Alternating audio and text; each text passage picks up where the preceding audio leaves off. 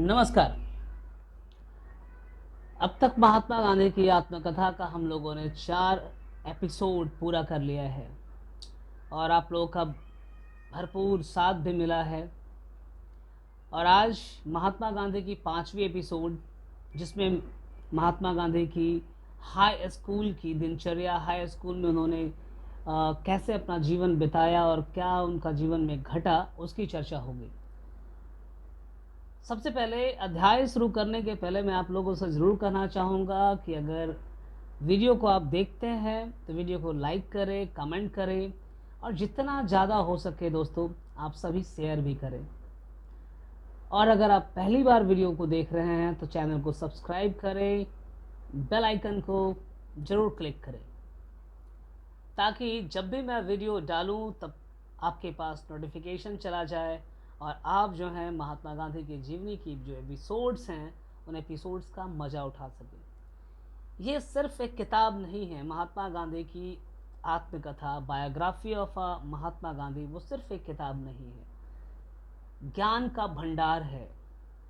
महात्मा गांधी अपने जीवन के अनुभव से और अपने जीवन में जो सत्य के साथ प्रयोग किए हैं वो इस किताब में लिखा गया है, जो हमेशा हर वर्ग के लोगों के लिए ज्ञानवर्धक है, दिशा निर्देशक है, पथ मार्गदर्शक है और जीवन के मूल्यों को समझाने में कारगर है। तो आज का जो अध्याय है वो महात्मा गांधी के जीवन का वो वक्त है जब वो विद्यालय में अपना समय गुजारे थे।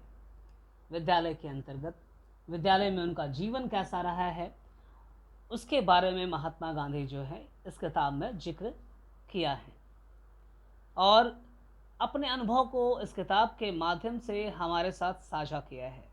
देखिए उन्होंने लिखा है, मैं ऊपर लिख चुका हूँ कि ब्याह के समय मैं हाई स्कूल में पढ़ता था। मतलब जब इनकी शादी हुई थी 13 वर्ष की उम्र में, तब तो ये जो है महात्मा गांधी जो हैं हाई स्कूल के छात्र रहे हैं। उस समय हम तीनों भाई एक ही स्कूल में पढ़ते थे। जेठे भाई ऊपर के दर्जे में थे और जिन भाई के ब्याह के साथ मेरा ब्याह हुआ था वे मुझसे एक दर्जा आगे थे। अगर बात की जाए सबसे बड़े भाई की बात, तो सबसे बड़े भाई सबसे सीनियर रहे हैं, महात्मा गांधी से ऊपरी क्लास में, उसके ऊपर के ऊपरी क्लास में रहे हैं। और इनके जो मंझले भाई थे वो इनसे एक क्लास सीनियर थे और फिर महात्मा गांधी थे। विवाह का परिणाम यह हुआ कि हम दो भाइयों का एक वर्ष बेकार हो गया, क्योंकि सबसे बड़े भाई की विवाह तो पहले हो चुकी थी और मंझले भाई और महात्मा गांधी की मोहनदास करमचंद गांधी की जो विवाह एक साथ हुई, इन विवाह के वजह से 1 साल की पढ़ाई पूरी तरह से गांधी जी की चौपट हुई। उस वर्ष ये पढ़ ना सके, विद्यालय भी ना जा सके। मेरी भाई के लिए तो यह परिणाम इससे भी बुरा रहा। विवाह का जो परिणाम इनके मंझले भाई के लिए रहा वो और बुरा रहा। परिणाम ये रहा कि मंझले भाई जो हैं विवाह के उपरांत आगे पढ़ ही ना सके।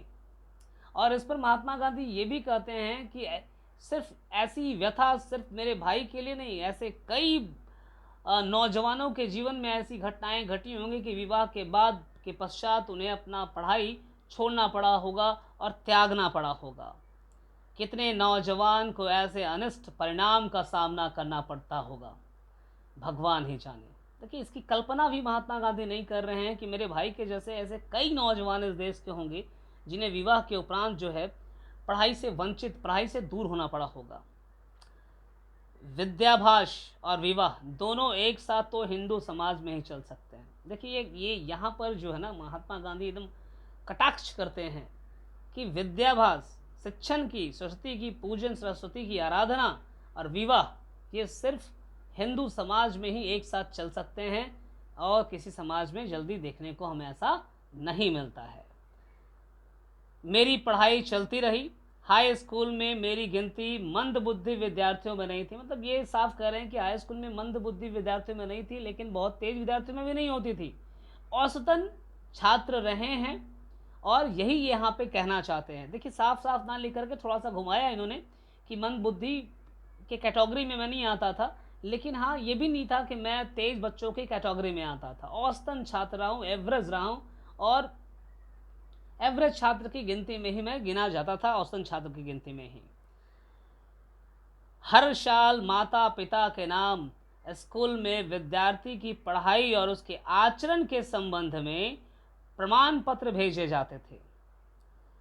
उनमें मेरे आचरण या अभ्यास के खराब होने की टीका कभी नहीं हुई। उन्होंने कहा कि जैसे प्रत्येक वर्ष के जैसे हमारे यहाँ भी, आप लोग भी विद्यालय पढ़ते हैं, स्कूल डे होता है, तो जो कैरेक्टर सर्टिफिकेट स्कूल से दिया जाता है, तो हर साल हर कक्षा के बाद एक आचरण प्रमाण पत्र माता पिता के पास भेजे जाते थे, जिनमें महात्मा गांधी कहते हैं कि मेरे पास जो है कभी भी मेरे पिता या माता पिता के पास मेरे खराब आचरण की शिकायत नहीं रहती थी, अच्छी आचरण की शिकायत रहती थी, अच्छी ही आचरण दर्शाया जाता था। और मैं हमेशा यही चाहता था कि मैं अपनी आचरण हमेशा अच्छा बनाए रखूं। उनमें मेरे आचरण या अभ्यास के खराब होने का टीका कभी नहीं हुई। दूसरी कक्षा के बाद मुझे इनाम भी मिले और 5वीं तथा 6ठी कक्षा में क्रमशः प्रति मास 4 और 10 रुपये की छात्रवृत्ति मिली थी। तो शुरुआत में जो बात की जा रही है कि दूसरी कक्षा में इन्हें जो है इनाम दिया गया था, और 5वीं और 6ठी कक्षा में, 5वीं कक्षा में 4 रुपया का छात्रावास दिया गया, 6ठी कक्षा में 10 रुपया का छात्रावास दिया गया, स्कॉलरशिप दी गई थी इनके अच्छे आचरण के लिए या विद्यालय में पढ़ने के लिए। लेकिन ये कहते हैं कि ये आचरण, ये जो छात्रवृत्ति मुझे मिली है वो मुझे मेरे ज्ञान के वजह से नहीं, मेरे भाग्य के वजह से मिली है। क्योंकि ये आगे लिखते हैं कि ये छात्रवृत्तियां सब विद्यार्थियों के लिए नहीं थी, बल्कि सोरठ वासियों में से सर्वप्रथम आने वाले के लिए थी। सोरठ वासियों, तो जो बच्चे सोरठवासी होते थे उनमें जो प्रथम आता था उन्हें छात्रवृत्ति दी जाती थी। अब ये कहते हैं कि कक्षा में 40 से 50 बच्चे होते थे। अब आप ही सोच सकते हैं कि कितने बच्चे सोरठवासी रहे होंगे, 1 या 2 या 3, 2 3 4।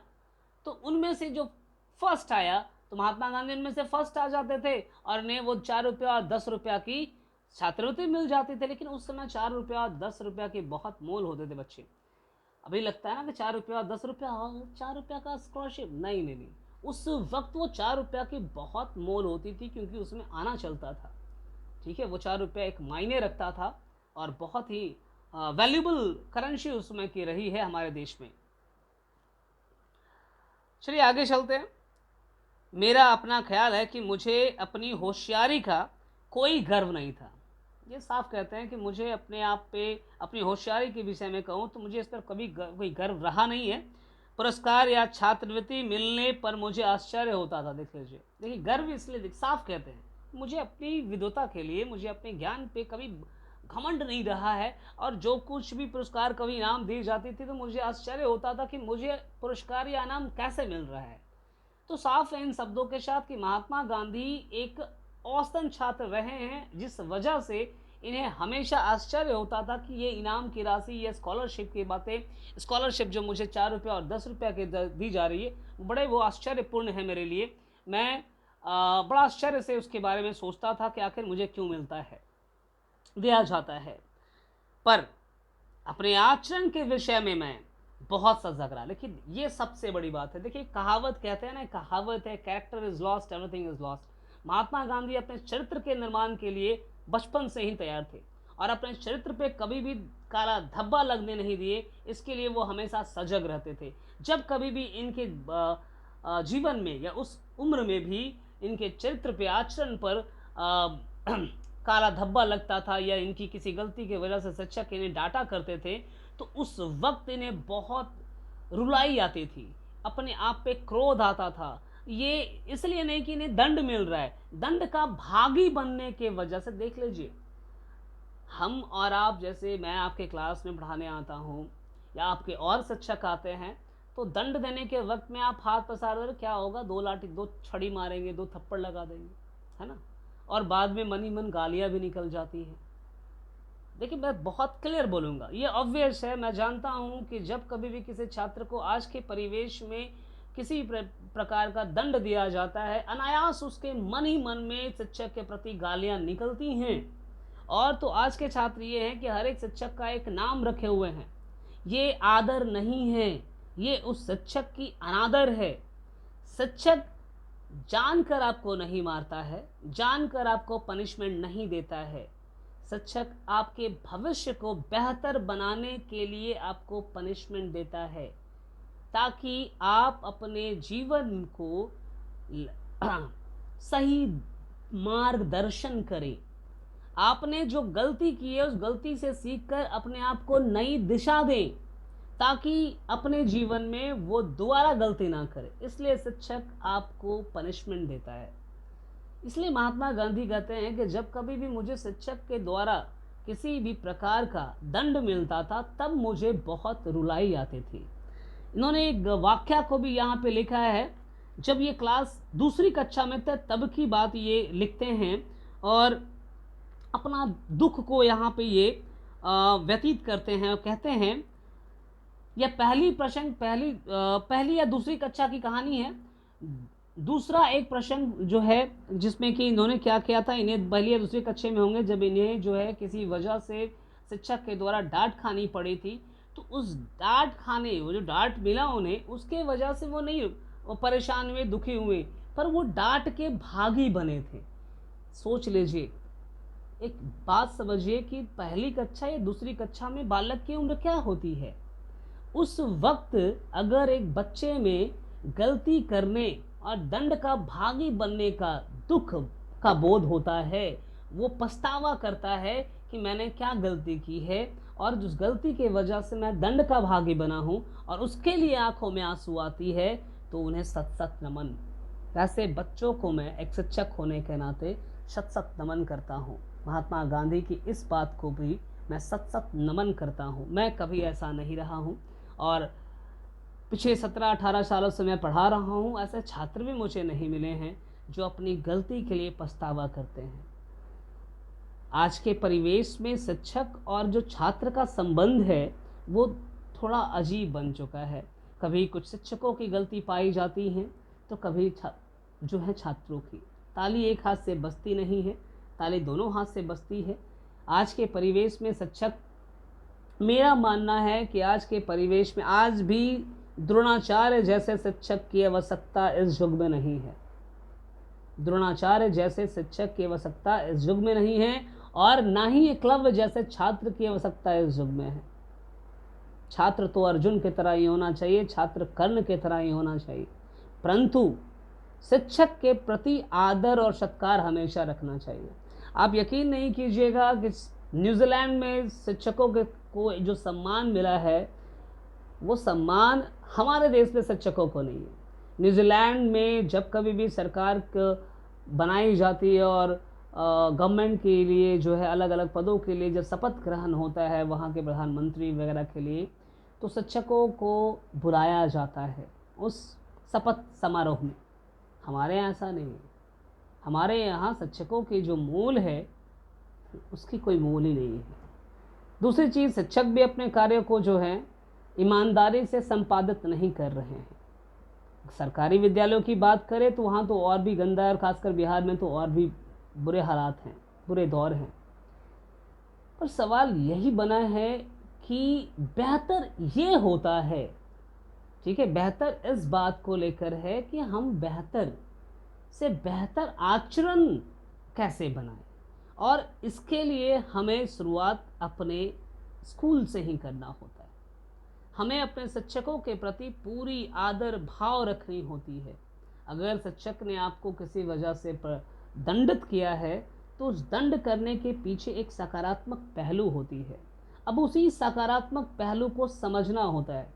अगर आप उस सकारात्मक पहलू को समझ जाते हैं तो ये होता है कि आप वो गलती फिर जीवन में दोबारा नहीं दोहराओगे। पर आपने अगर उसे नहीं समझा और उसे नकारात्मक ले लिया, अपने ईगो पे ले लिया, तो फिर वो गलती आपके जीवन में बार बार आएंगी। छात्र जीवन में ईगोइज्म जो है इसका कोई मतलब नहीं है, कोई अर्थ नहीं है।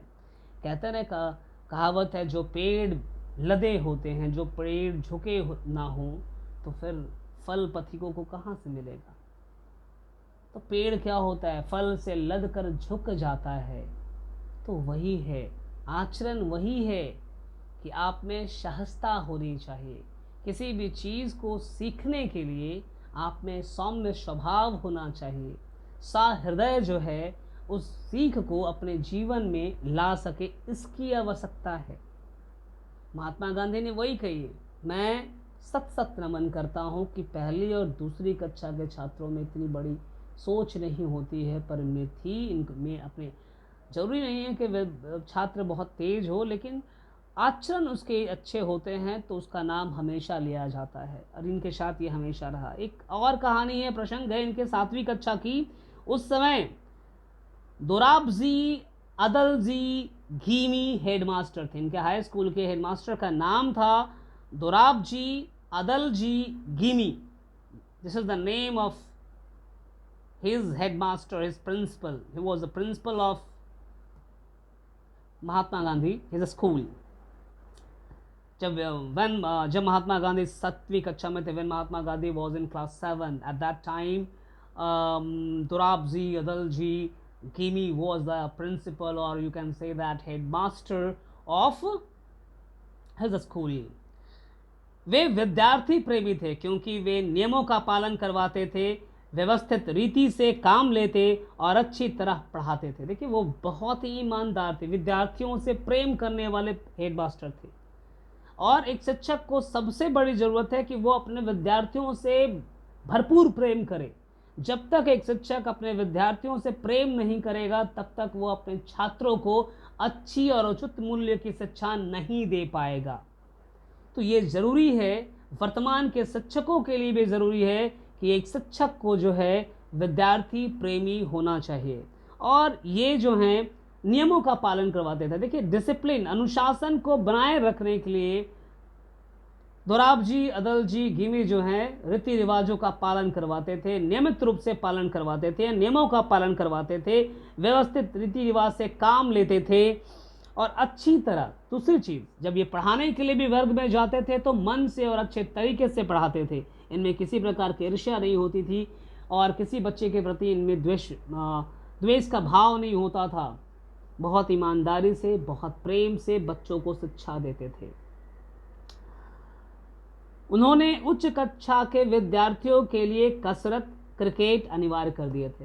देखिए विद्यालय में कसरत, एक्सरसाइज को अनिवार्य किया, क्रिकेट खेलने के लिए मौका भी दिया कि आप अनिवार्य नियमित रूप से कसरत करें, नियमित रूप से क्रिकेट भी खेलें।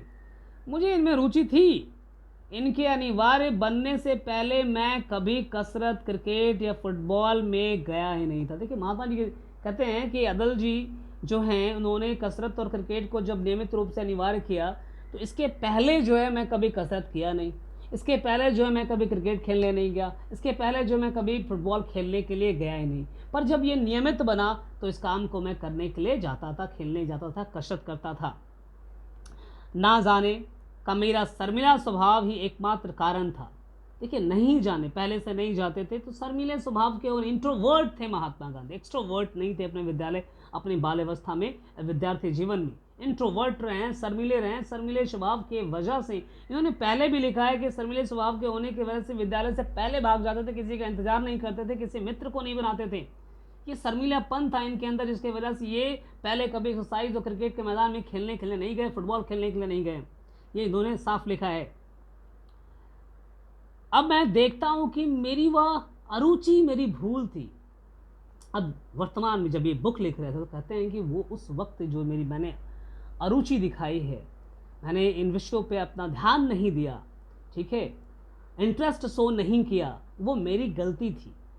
मुझे ऐसा नहीं करना था। मुझे उन चीज़ों में भी अपने इंटरेस्ट को शो करना था, दिखाना था, रुचि को दिखाना था, अपने लगाव को सामने रखना था। उस समय मेरा यह गलत ख्याल बना रहा कि शिक्षा के साथ कसरत का कोई संबंध नहीं। बाद में मैं समझा कि विद्याभ्यास में व्यायाम का अर्थात शारीरिक शिक्षा का मानसिक शिक्षा के समान ही स्थान होना चाहिए। देखिए अब कहते हैं, जब वो छोटे थे तो उसमें कहते थे कि भाई कसरत का शिक्षा से, विद्यालय में कसरत का क्या मतलब, मुझे क्या पहलवान बननी है जो मैं कसरत करूं? मैं पढ़ने, विद्यालय पढ़ने गया, मुझे शिक्षा ग्रहण करना है, वहाँ कसरत करके मैं क्या करूँगा? लेकिन जब ये बुक लिख रहे थे, ठीक है, जब अपने अनुभव के साथ ये जीने लगे थे, तब कहते, तब की सोच रही कि विद्यालय में कसरत का भी स्थान होना चाहिए, क्योंकि जितना ज़रूरत मानसिक शिक्षा की है उतना ही ज़रूरत शारीरिक शिक्षा की भी है। तो मानसिक शिक्षा के साथ शारीरिक शिक्षा का भी होना ज़रूरी है, और तभी जो है बच्चे का जो है ना समन्वय विकास हो जाता है, टोटल डेवलपमेंट होता है, ऑल राउंड डेवलपमेंट होता है। अदरवाइज डेवलपमेंट जो है ऑल राउंड नहीं हो पाता है। चलिए आगे मैं पढ़ता हूँ, आगे ये क्या लिखते हैं ये देखिए। फिर भी मुझे कहना चाहिए कि कसरत में ना जाने से मुझे नुकसान नहीं हुआ। लेकिन फिर भी ये कहते हैं कि मैं कसरत में नहीं जाया करता था, उसका मुझे कोई ज़्यादा नुकसान नहीं हुआ। उसका कारण यह रहा कि मैंने पुस्तकों में खुली हवा में घूमने जाने की सलाह पढ़ी थी और उसमें मुझे रुचि थी। तो इन्होंने कहा कि उसमें मुझे मैंने जब विद्यालय में था तो कक्षा के पुस्तक में पढ़ा कि घूमने जाना चाहिए, खुली हवा में स्वच्छंद होकर घूमना चाहिए, साफ हवा में, खुली हवा में, और उसका भी शरीर पे मनुष्य के जीवन पे बहुत ही अच्छा प्रभाव पड़ता है। तो वो मैं नियमित कर लेता था। यही वजह रहा कि मैं कसरत में अगर नहीं जाता था तो मुझ पे ज़्यादा कुछ प्रभाव नहीं पड़ा है। इसके कारण हाई स्कूल के उच्च कक्षा से ही मुझे हवाखोरी की आदत पड़ गई थी। वह अंत तक बनी रही। टहलना भी व्यायाम तो है ही, इससे मेरा शरीर अपेक्षाकृत सुगठित हुआ बना। कहते हैं कि यही वजह था, क्योंकि टहलने की आदत थी तो शुरू से उस उम्र से लेकर अंत समय तक भी मुझे टहलने की आदत बनी रही, और टहलना भी एक प्रकार का व्यायाम ही है, कसरत ही, और मेरा शरीर उससे सुगठित बना रहा है। अरुचि का दूसरा कारण था पिताजी की सेवा करने की तीव्र इच्छा। दूसरा चीज़ है कि कसरत में नहीं जाना, तो इसमें सबसे बड़ी चीज़ है कि मैं घर पहुंच करके अपने पिताजी की सेवा करूं। ये भी एक कारण बना कि मैं कसरत वगैरह नहीं करने जाता था, कि मुझे वहाँ जाने से के अलावा इनको ये दिमाग में होती थी कि मैं घर पहुँचूँगा, घर पहुँच के मुझे अपने पिता की सेवा करनी है। तो ये सब कारण थे जिसके वजह से ये कसरत के मैदान में अपने सहपाठियों के साथ जाया नहीं करते थे। स्कूल की छुट्टी होते ही मैं सीधा घर पहुँचता और सेवा में लग जाता। देखिए ये कितनी बड़ी बात है कि स्कूल से छुट्टी होती थी, इधर उधर समय व्यतीत नहीं करते थे, इधर उधर कहीं दोस्तों के साथ जाना नहीं होता था, सीधे वो घर पहुंचते थे, घर पहुंच करके अपने पिता के सेवा में ये लग जाते थे। श्रवण कुमार का जो पाठ इन्होंने पढ़ा था, पुस्तक पढ़ा था, उसका पूरा असर प्रभाव जो है इनके मन मस्तिष्क में पड़ा, और उसका पालन भी ये निरंतर करते रहे हैं, निरंतर करते रहें। और 7वीं कक्षा में उम्र क्या होता है दोस्तों, ये आप बताओ। आप 7 और 8 में हैं, कितनी उम्र है? कोई 12 वर्ष का होगा, या कोई 13, या कोई 14 होगा, या आप में से कोई 15 के हो सकते हैं। अब इस उम्र में आज मैं कहूँ तो आपसे आपके माता पिता या मम्मी कहे बेटा एक कप पानी ला दो, तो आपको मम्मा मैं पढ़ रही हूँ या मैं पढ़ रहा हूँ, आप खुद से ले लो, या कुछ और भी काम है, मैं अभी खेल रहा हूँ, मैं अभी नहीं जाऊँगा, अभी भी खेलने जा रहा हूँ। ये सबसे बड़ी चीज़, ये गलती है बेटा। हमसे जो चीज़ मांगी जाती है, अगर कोई भी व्यक्ति आपसे कोई चीज़ मांगता है तो सबसे बड़ी चीज़ उसमें क्या होता है पता है? एक उम्मीद होती है कि मैं जब कुछ मांग रहा हूँ तो उम्मीद जगा हुआ है कि वो मुझे मिल जाएगा। अब आप सोचिए कि जब वो मांगा जाए और आप झट से कहते हैं मुझे खुद से ले लो ना, उम्मीद ही टूट जाती है। और मैं कहता हूँ इंसान को सब कुछ तोड़ना चाहिए, उम्मीदें कभी किसी के ना तोड़ा करो। उम्मीद, वो भी अपने माता पिता की उम्मीद नहीं, आपके ऊपर माता पिता आपके पढ़ने के ऊपर खर्च करते हैं, उनकी उम्मीद होती है कि मेरा बेटा पढ़ लिख करके अच्छा इंसान बनेगा, इस देश का एक अच्छा नागरिक बनेगा, रेप्यूटेड पर्सन बनेगा, एक अच्छी नौकरी में होगा, और आप उस उम्मीद को चकनाचूर करते हैं, अपने शिक्षा को, अपने एजुकेशन को इम्पोर्टेंस नहीं देते हैं। इससे आपकी माता पिता की उम्मीदों को ठेस पहुंचता है बेटा। और महात्मा गांधी जो है उन उम्मीदों को बना कर चलते थे, घर पहुंच करके अपने पिता की सेवा में लग जाते थे। ये बहुत बड़ी सीखने की बात है। आज भी मैं कहूँगा जब कभी भी आपको छोटे छोटे वक्त मिल जाएं, अपने मम्मी के साथ, अपने पापा के साथ मिलकर कुछ काम कर, पापा अगर बागवानी कर रहे हैं तो उस बागवानी में जाकर पापा से सीखो कि पेड़ कैसे पौधों को लगाया जाता है, कैसे पौधों को सींचा जाता है। अगर मम्मा खाना बना रही है तो वो सब कुछ वक्त उनके साथ बिता करके ये सीखो कि कैसे खाना बनाया जाता है। हर एक प्रकार का काम जीवन में ज़रूरी है। हर एक प्रकार का पढ़ने के साथ साथ हर काम का एक वक्त होता है और हर काम को करना चाहिए, हर काम ज़रूरी होता है। तो हमें अपने माता पिता का अनुसरण करते करते हुए उनकी सेवा भी करना अति आवश्यक है बच्चों, और हमें ऐसा करना चाहिए।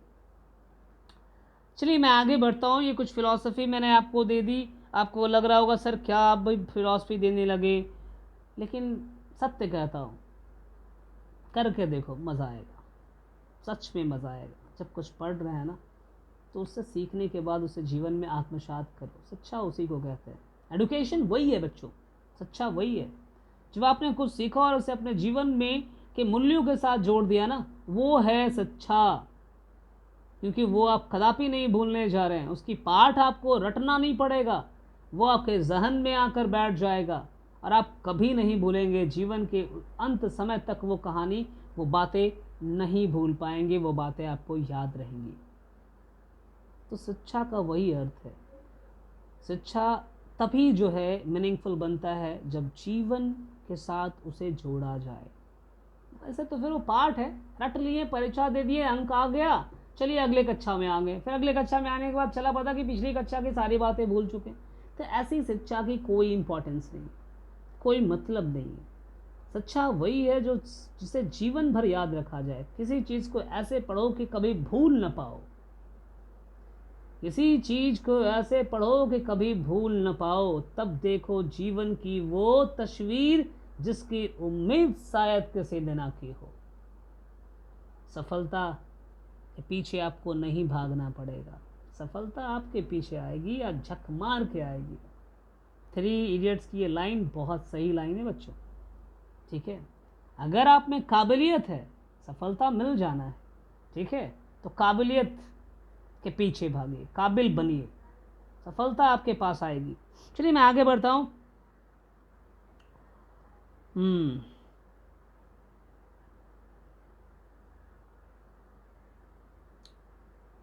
हाँ, जब कसरत अनिवार्य हुई तो इस सेवा में बाधा पड़ी। अब जैसे कसरत को अनिवार्य कर दिया गया, क्रिकेट में अनिवार्य कर दिया गया, तो घर पहुंचने की जो जल्दी होती थी महात्मा गांधी को, उसमें तो बाधा आ गया भाई। मैंने विनती की कि पिताजी की सेवा के लिए कसरत से छुट्टी दी जाए। इन्होंने स्कूल विद्यालय में विनती भी किया, ठीक है, कि मुझे भाई घर पहुंचना है, पिताजी की सेवा करने के लिए मुझे छुट्टी पहले दे दी जाए। गिमी साहब छुट्टी क्यों देने लगे? जो हेडमास्टर थे इनके, वो छुट्टी क्यों देने लगे? एक शनिवार के दिन सुबह का स्कूल था, शाम को 4 बजे कसरत के लिए जाना था। मेरे पास घड़ी नहीं थी, बादलों से धोखा खा गया। जब पहुंचा तब सब जा चुके थे।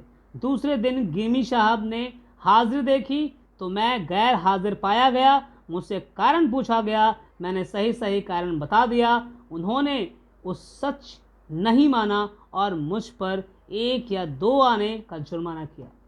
तो महात्मा गांधी देखिए, समय घड़ी नहीं पहने हुए थे, समय का पता नहीं चला, बादल छाए हुए थे, तो सूरज को देख कर भी इन्हें पता नहीं चल सका कि समय क्या हो रहा होगा। और जब तक ये कसरत के मैदान में पहुंचते थे तब तक सारे बच्चे कसरत करके जा चुके थे। अब जब कसरत की अटेंडेंस जो बनी थी, उसकी जो अगले दिन चेक गिमी साहब ने उसे चेक करना पाया, तो देखा कि मोहनदास करमचंद गांधी जो कसरत के मैदान में पहुंचा ही नहीं था। उसे बुलाया गया और पूछा गया कि कल तुम क्यों कसरत के मैदान में नहीं आए? तो उन्होंने कहा कि मुझे समय का पता नहीं चल सका, घड़ी मेरे पास नहीं थी, बादल छाए हुए थे, समय का पता नहीं चल सका, इसलिए मैं सही समय पर पहुंच नहीं पाया था। गिमे साहब इस बात पर विश्वास नहीं करते हैं, 2 आने 4 आने का जुर्माना लगा दिया जाता है, फाइन लगाया जाता है कि आप कल कसरत के मैदान में नहीं आए थे, आपको फाइन देना होगा, ठीक है। मुझे बहुत दुख हुआ, कैसे सिद्ध करूं मैं झूठा नहीं। मन मसोस कर रह गया, रोया, समझा कि सच बोलने वालों और सच्चा काम करने वालों को गाफिल भी नहीं रहना चाहिए। इन्हें मन में बहुत उदासी हुई कि कैसे मैं अपने आप को सिद्ध करूं कि मैं सच बोल रहा था। व्याकुलता से भर उठे थे कि मैं गलत नहीं था, मैं सच बोल रहा हूं, मैं अपनी बातों को कैसे सच साबित करूं। मन महसूस कर रह गया, सहम कर रह गया, आंखों से आंसू बह गई, रोने लगा, रोया भी मैं और समझा कि सच बोलने वालों और सच्चा काम करने वालों को गाफिल भी नहीं रहना चाहिए। जो सत्य बोलते हैं और जो सच बोलने वाले होते हैं उन्हें चुपचाप नहीं रहना चाहिए, गाफिल भी नहीं रहना चाहिए। अपनी पढ़ाई के समय में इस तरह की मेरी यह पहली और आखिरी गफलत रही है। तो गाफिल गलती नहीं करनी चाहिए। सत्य बोलने वाले के लिए व्यक्ति को भी ऐसी गलतियां नहीं करनी चाहिए। पहली या आखिरी गलती रही होगी जब मैं हाई स्कूल में रहा हूँ शिक्षा के दौरान। मुझे धुंधली सी याद है कि मैं आखिर या जुर्माना माफ़ करा सका था। तो ये कहते हैं कि मुझे धुंधली धुंधली सी ये बात याद है कि मैं ये जुर्माना दिया नहीं था, मैं अपने जुर्माना को माफ़ कराने में कामयाब हो गया था। मैंने कसरत से तो मुक्ति कर ही ली। पिताजी ने हेडमास्टर को पत्र लिखा कि स्कूल के बाद वे मेरी उपस्थिति का उपयोग अपनी सेवा के लिए करना चाहते हैं, इस कारण मुझे मुक्ति मिल गई। तो उन्होंने हेडमास्टर को लिखा कि स्कूल के बाद ये कसरत के मैदान में नहीं जा पाते हैं, क्योंकि वो मेरी पिताजी ने लिखा, खुद हेडमास्टर को लिखा कि वो मेरे पास मेरी सेवा करना चाहते हैं।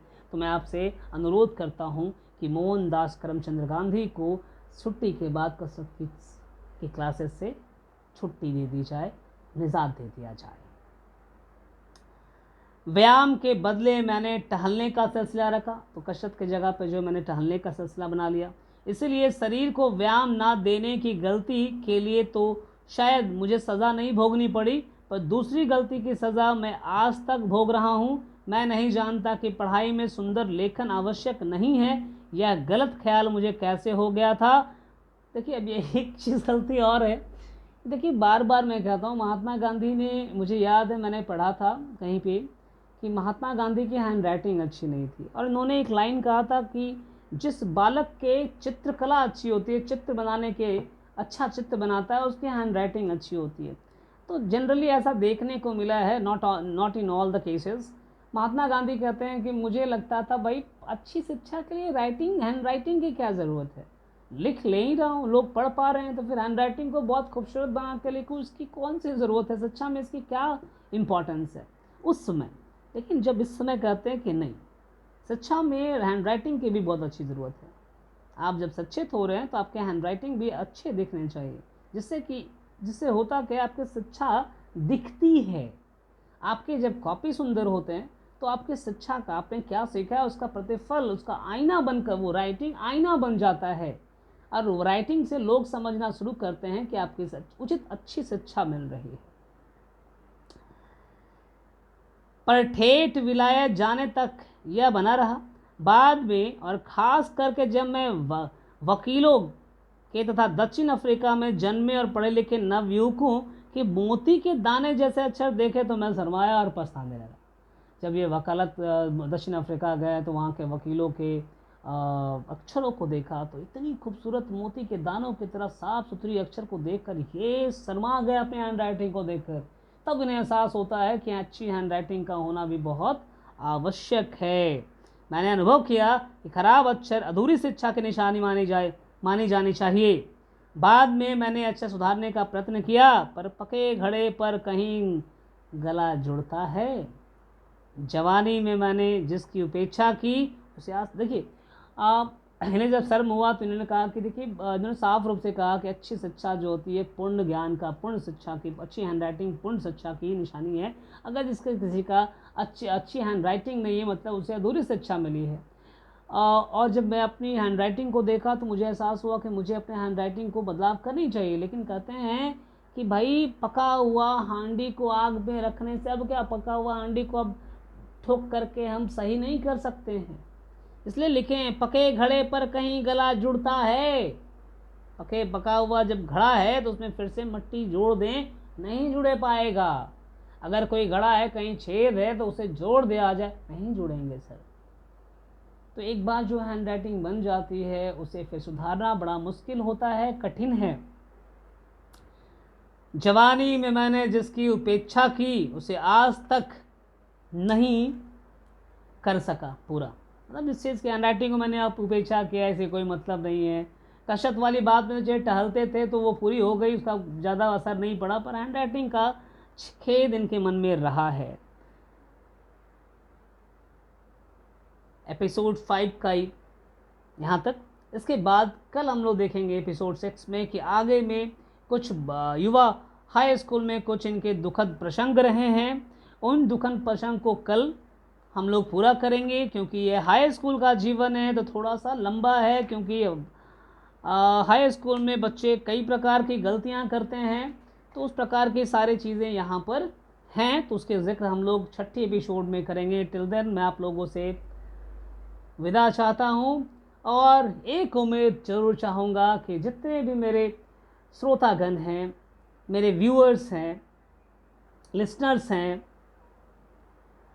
वो सभी मेरे वीडियो को देखें, लाइक करें, रिक्वेस्ट है ज़रूर लाइक करें, कमेंट करें, और हो सके तो अपने फ्रेंड सर्कल में, अपने परिवार के बीच में मेरी वीडियो को ज़रूर शेयर करें।